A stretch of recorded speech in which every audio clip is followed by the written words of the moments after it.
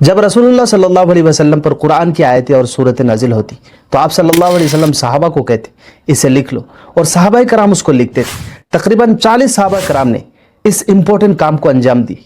اس زمانے میں کاغذ مشکل سے ملتا تھا، اور اسی لیے قرآن کا اکثر حصہ پتھر، جانوروں کی ہڈی، چمڑا، کپڑا، درخت کے پتے اور کھجور کے شاخوں پر لکھا جاتا تھا۔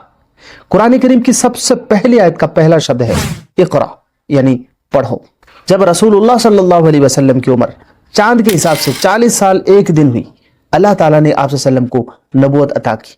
نبوت کے انیشیل سٹیج میں آپ صلی اللہ علیہ وسلم کو تنہائی پسند آنے لگی، لوگوں کے ہجوم اور کراؤڈنس سے آپ دور رہنے لگی، اور یہ کیفیت اتنی بڑھ گئی کہ آپ صلی اللہ علیہ وسلم گھر سے باہر نکل گئے اور غار حرا میں جا کر وقت بتانے لگے۔ غار حرا میں آپ صلی اللہ علیہ وسلم عبادت میں مشغول، اچانک حضرت جبریل علیہ السلام آپ کے سامنے تشریف لے آئے اور اپنی اصلی شکل و صورت کے ساتھ آپ کے سامنے کھڑے ہو گئے، اور آپ صلی اللہ علیہ وسلم کے بالکل قریب ہو گئے۔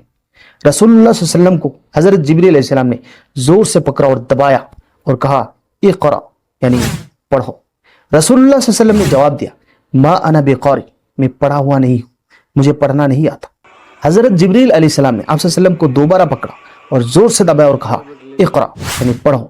رسول اللہ صلی اللہ علیہ وسلم وہی جواب دی کہ ما انا بقاری، میں پڑھا ہوا نہیں۔ حضرت جبریل علیہ السلام آپ کو تیسرے مرتبہ پکڑا اور زور سے دبایا۔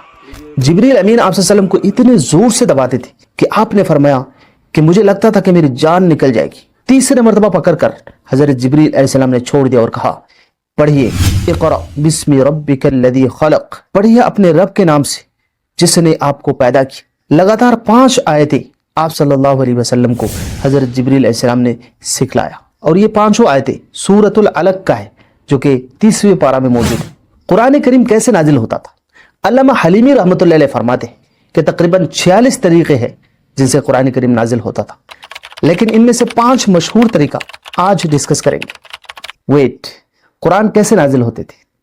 دوسرے آسمانی کتاب جیسے تورات، زبور، انجیل وہ ایک وقت نازل ہوئی، لیکن قرآن کریم تھوڑا تھوڑا کر کے پورے 23 سالوں میں نازل ہوئی۔ قرآن کریم نازل ہونے کا پہلا طریقہ ہے رؤیت صالحہ، یعنی سچے خواب۔ رسول اللہ صلی اللہ علیہ وسلم کو 6 مہینہ تک سچے خواب آتے رہے۔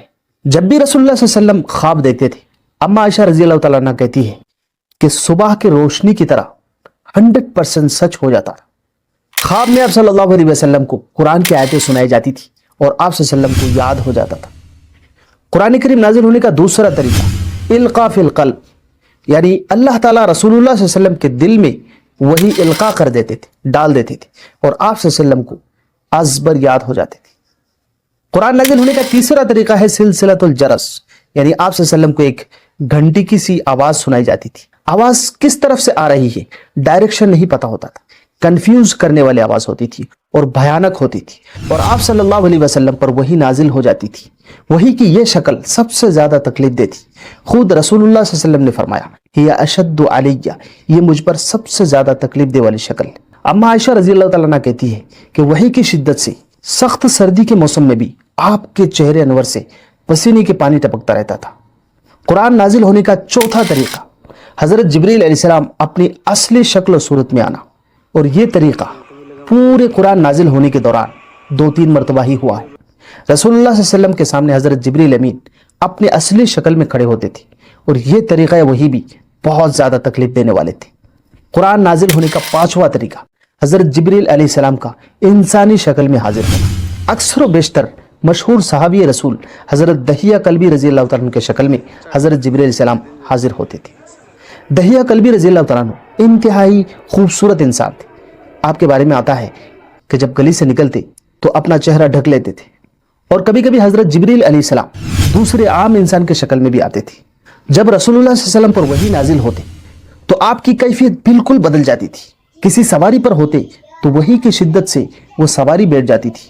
ایک مرتبہ حضرت زید بن ثابت رضی اللہ تعالیٰ عنہ کہتے ہیں کہ میرا پیر حضور صلی اللہ علیہ وسلم کے زانوں کے نیچے تھے، اور اچانک وحی نازل ہونا شروع ہو گیا، اور مجھے ایسا لگ رہا تھا کہ میرے پیر بالکل ٹوٹ جائے گا۔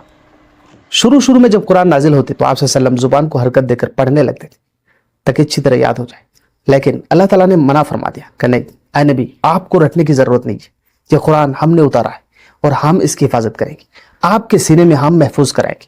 انا نحن نزلنا الذکر وانا له لحافظون، یعنی قرآن کی حفاظت کی ذمہ داری، اور اللہ تعالیٰ نے قرآن کی حفاظت کی گارنٹی دے دی۔